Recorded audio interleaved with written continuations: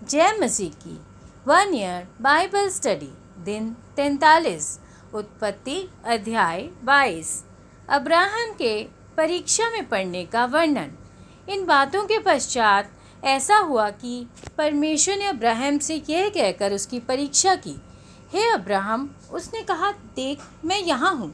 उसने कहा, अपने पुत्र को अर्थात अपने इकलौते पुत्र इसहाक को जिसे तू प्रेम रखता है संग लेकर मोरिया देश में चला जा और वहाँ उसको एक पहाड़ के ऊपर जो मैं तुझे बताऊंगा होम बलि करके चढ़ा। अतः अब्राहम सवेरे तड़के उठा और अपने गधे पर काठी कसकर अपने 2 सेवक और अपने पुत्र इसहाक को संग लिया और होम बलि के लिए लकड़ी चीर ली। तब निकलकर उस स्थान की ओर चला जिसकी चर्चा परमेश्वर ने उससे की थी। तीसरे दिन अब्राहम ने आंखें उठाकर उस स्थान को दूर से देखा और उसने अपने सेवकों से कहा, गधे के पास यहीं ठहरे रहो, ये लड़का और मैं वहाँ तक जाकर और दंडवत करके फिर तुम्हारे पास लौट आएंगे। तब अब्राहम ने होम बलि की लकड़ी ले अपने पुत्र इसहाक पर लादी और आग और छुरी को अपने हाथ में लिया और वे दोनों एक साथ चल पड़े। इसहाक ने अपने पिता अब्राहम से कहा, हे मेरे पिता। उसने कहा, हे मेरे पुत्र, क्या बात है? उसने कहा, देख, आग और लकड़ी तो है, पर होम बलि के लिए भेड़ कहाँ है? अब्राहम ने कहा, हे मेरे पुत्र, परमेश्वर होम बलि की भेड़ का उपाय आप ही करेगा। और वे दोनों संग संग आगे चलते गए। जब वे उस स्थान को जिसे परमेश्वर ने उसको बताया था पहुँचे, तब अब्राहम ने वहाँ वेदी बनाकर लकड़ी को चुन चुन कर रखा और अपने पुत्र इसहाक को बांधकर वेदी पर की लकड़ी के ऊपर रख दिया। फिर अब्राहम ने हाथ बढ़ाकर छुरी को ले लिया कि अपने पुत्र को बलि करे। तब यहोवा के दूत ने स्वर्ग से उसको पुकार के कहा, हे अब्राहम, हे अब्राहम। उसने कहा, देख मैं यहाँ हूँ। उसने कहा, उस लड़के पर हाथ मत बढ़ा और ना उससे कुछ कर, क्योंकि तूने जो मुझसे अपने पुत्र वरन अपने इकलौते पुत्र को भी नहीं रख छोड़ा, इससे मैं अब जान गया कि तू परमेश्वर का भय मानता है। तब अब्राहम ने आंखें उठाई और क्या देखा कि उसके पीछे एक मेढ़ा अपने सींगों से एक झाड़ी में फंसा हुआ है। अतः अब्राहम ने जाके उस मेढ़े को लिया और अपने पुत्र के स्थान पर उसे होम बलि करके चढ़ाया। अब्राहम ने उस स्थान का नाम यहोवा येरे रखा। इसके अनुसार आज तक भी कहा जाता है कि यहोवा के पहाड़ पर उपाय किया जाएगा। फिर यहोवा के दूत ने दूसरी बार स्वर्ग से अब्राहम को पुकार के कहा, यहोवा की ये वाणी है कि मैं अपनी ही शपथ खाता हूँ कि तूने जो ये काम किया है कि अपने पुत्र वरन अपने इकलौते पुत्र को भी नहीं रख छोड़ा, इस कारण मैं निश्चय तुझे आशीष दूंगा और निश्चय तेरे वंश को आकाश के तारागण और समुद्र के तीर की बालू के किनकों के समान अनगिनत करूंगा।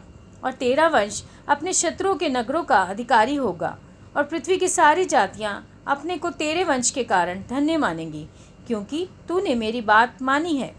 तब अब्राहम अपने सेवकों के पास लौट आया और वे सब बेशर्बा को संग संग गए और अब्राहम बेशर्बा में रहता रहा।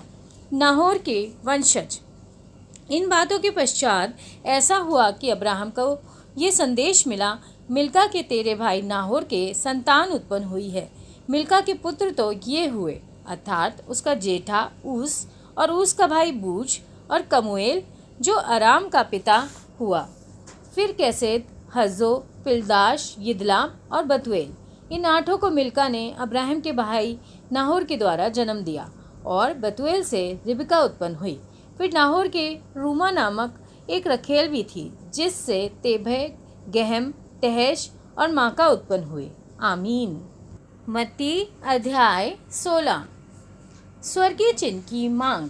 फरीसियों और सदूकियों ने पास आकर उसे परखने के लिए उससे कहा, हमें स्वर्ग का कोई चिन्ह दिखा। उसने उनको उत्तर दिया, सांझ को तुम कहते हो मौसम अच्छा रहेगा क्योंकि आकाश लाल है, और भोर को कहते हो आज आंधी आएगी क्योंकि आकाश लाल और धूमिल है। तुम आकाश के लक्षण देखकर उसका भेद बता सकते हो, पर समयों के चिन्हों का भेद क्यों नहीं बता सकते? इस युग के बुरे और व्यभिचारी लोग चिन्ह ढूंढते हैं, पर योना के चिन्ह को छोड़ उन्हें और कोई चिन्ह ना दिया जाएगा। और वह उन्हें छोड़कर चला गया। फरीसियों और सदूकियों की शिक्षा का खमीर। चेले झील के उस पार पहुँचे, पर वे रोटी लेना भूल गए थे। यीशु ने उनसे कहा, देखो, फरीसियों और सदूकियों के खमीर से सावधान रहना। वे आपस में विचार करने लगे, हम रोटी नहीं लाए इसलिए वह ऐसा कहता है।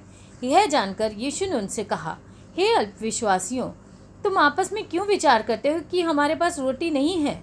क्या तुम अब तक नहीं समझे? क्या तुम्हें उन 5,000 की 5 रोटियां स्मरण नहीं, और न यह कि तुमने कितनी रोटियां उठाई थी, और न उन 4,000 की 7 रोटियां, और न यह कि तुमने कितने टोकरे उठाए थे? तुम क्यों नहीं समझते कि मैंने तुमसे रोटियों के विषय में नहीं कहा, परंतु यह कि तुम फरीसियों और सदूकियों के खमीर से सावधान रहना। तब उनकी समझ में आया कि उसने रोटी के खमीर से नहीं, पर फरीसियों और सदूकियों की शिक्षा से सावधान रहने को कहा था। पतरस का यीशु को मसीह स्वीकार करना।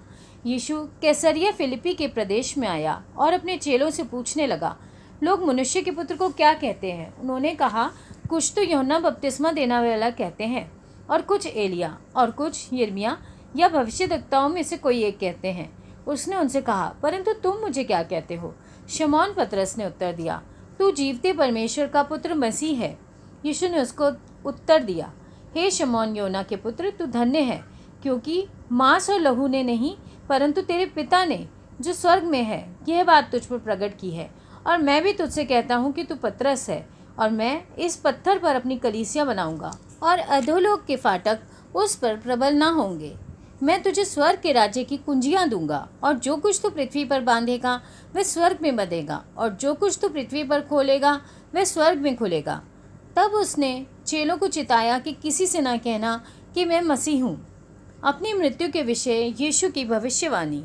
उस समय से यीशु अपने चेलों को बताने लगा, अवश्य है कि मैं यरूशलेम को जाऊं और पुरनियों और प्रधान याजकों और शास्त्रियों के हाथ से बहुत दुख उठाऊं और मार डाला जाऊं और तीसरे दिन जी उठूं। इस पर पतरस उसे अलग ले जाकर झिड़कने लगा, हे प्रभु, परमेश्वर ना करे, तेरे साथ ऐसा कभी ना होगा। उसने मुड़कर पतरस से कहा, हे शैतान, मेरे सामने से दूर हो, तू मेरे लिए ठोकर का कारण है, क्योंकि तू परमेश्वर की बातों पर नहीं परंतु मनुष्य की बातों पर मन लगाता है। यीशु के पीछे चलने का अर्थ। तब यीशु ने अपने चेलों से कहा, यदि कोई मेरे पीछे आना चाहे तो अपने आप का इनकार करे और अपना क्रूस उठाए और मेरे पीछे हो ले। क्योंकि जो कोई अपना प्राण बचाना चाहेगा वह उसे खोएगा, और जो कोई मरे हुए के लिए अपना प्राण खोएगा वह उसे पाएगा। यदि मनुष्य सारे जगत को प्राप्त करे और अपने प्राण की हानि उठाए तो उसे क्या लाभ होगा? या मनुष्य अपने प्राण के बदले क्या देगा? मनुष्य का पुत्र अपने स्वर्गदूतों के साथ अपने पिता की महिमा में आएगा, और उस समय वह हर एक को उसके कामों के अनुसार प्रतिफल देगा। मैं तुमसे सच कहता हूँ कि जो यहाँ खड़े हैं उनमें से कुछ ऐसे हैं कि वे जब तक मनुष्य के पुत्र को उसके राज्य में आते हुए ना देख लेंगे तब तक मृत्यु का स्वाद कभी ना चखेंगे। आमीन। यिर्मयाह अध्याय 12। यिर्मयाह के प्रश्न। हे यहोवा, यदि मैं तुझसे मुकदमा लड़ूं तो भी तू धर्मी है। मुझे अपने साथ इस विषय पर वाद विवाद करने दे। दुष्टों की चाल क्यों सफल होती है? क्या कारण है कि विश्वासघाती बहुत सुख से रहते हैं? तू उनको बोता और वे जड़ भी पकड़ते हैं। वे बढ़ते और फलते भी हैं। तू उनके मुंह के निकट है परंतु उनके मनों से दूर है। हे यहोवा, तू मुझे जानता है, तू मुझे देखता है, और तूने मेरे मन की परीक्षा करके देखा कि मैं तेरी ओर किस प्रकार रहता हूँ। जैसे भेड़ बकरियाँ घात होने के लिए झुंड में से निकाली जाती हैं, वैसे ही उनको भी निकाल ले और वध के दिन के लिए तैयार कर। कब तक देश विलाप करता रहेगा और सारे मैदान की घास सूखी रहेगी? देश के निवासियों की बुराई के कारण पशु पक्षी सब नष्ट हो गए हैं, क्योंकि उन लोगों ने कहा, वह हमारे अंत को ना देखेगा। तू जो प्यादों ही के संग दौड़ कर थक गया है तो घोड़ों के संग कैसे बराबरी कर सकेगा? और यद्यपि तू शांति के इस देश में निडर है, परंतु यरदन के आसपास के घने जंगल में तू क्या करेगा? क्योंकि तेरे भाई और तेरे घराने के लोगों ने भी तेरा विश्वासघात किया है। वे तेरे पीछे ललकारते हैं। यदि वे तुझसे मीठी बातें भी कहें तो भी उनकी प्रतीति ना करना। अपने लोगों के कारण परमेश्वर का दुख। मैंने अपना घर छोड़ दिया, अपना निज भाग मैंने त्याग दिया है। मैंने अपनी प्राण प्रिया को शत्रु के वश में कर दिया है, क्योंकि मेरा निज भाग मेरे देखने में वन के सिंह के समान हो गया और मेरे विरुद्ध गरजा है। इस कारण मैंने उससे बैर किया है। क्या मेरा निज भाग मेरी दृष्टि में चित्ती वाले शिकारी पक्षी के समान नहीं है? क्या शिकारी पक्षी चारों ओर से उसे घेरे हुए है? जाओ, सब जंगली पशुओं को इकट्ठा करो, उनको लाओ कि खा जाएं। बहुत से चरवाहों ने मेरी दाख की बारी को बिगाड़ दिया। उन्होंने मेरे भाग को लताड़ा, वरन मेरे मनोहर भाग के खेत को सुनसान जंगल बना दिया है। उन्होंने उसको उजाड़ दिया। वह उजड़कर मेरे सामने विलाप कर रहा है। सारा देश उजड़ गया है तो भी कोई नहीं सोचता।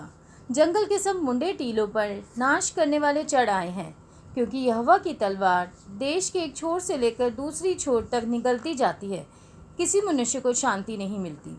उन्होंने गेहूं तो बोया परंतु कटीले पेड़ काटे। उन्होंने कष्ट तो उठाया परंतु उससे कुछ लाभ ना हुआ। यहोवा के क्रोध के भड़कने के कारण तुम अपने खेतों की उपज के विषय में लज्जित हो। शत्रु राष्ट्रों को दंड। मेरे दुष्ट पड़ोसी उस भाग पर हाथ लगाते हैं जिसका भागी मैंने अपनी प्रजा इज़राइल को बनाया है। उनके विषय यहोवा यूँ कहता है, मैं उनको उनकी भूमि में से उखाड़ डालूंगा और यहूदा के घराने को भी उनके बीच में से उखाड़ूंगा। उन्हें उखाड़ने के बाद मैं फिर उन पर दया करूंगा और उनमें से हर एक को उसके निज भाग और भूमि में फिर से लगाऊंगा। यदि वे मेरी प्रजा की चाल सीखकर मेरे ही नाम की सौगंध, यहोवा के जीवन की सौगंध खाने लगे, जिस प्रकार से उन्होंने मेरी प्रजा को बाल की सौगंध खाना सिखलाया था, तब मेरी प्रजा के बीच उनका भी वंश बढ़ेगा। परंतु यदि वे ना माने तो मैं उस जाति को ऐसा उखाड़ूंगा कि वे फिर कभी न पनपेगी। यहोवा की यही वाणी है। आमीन।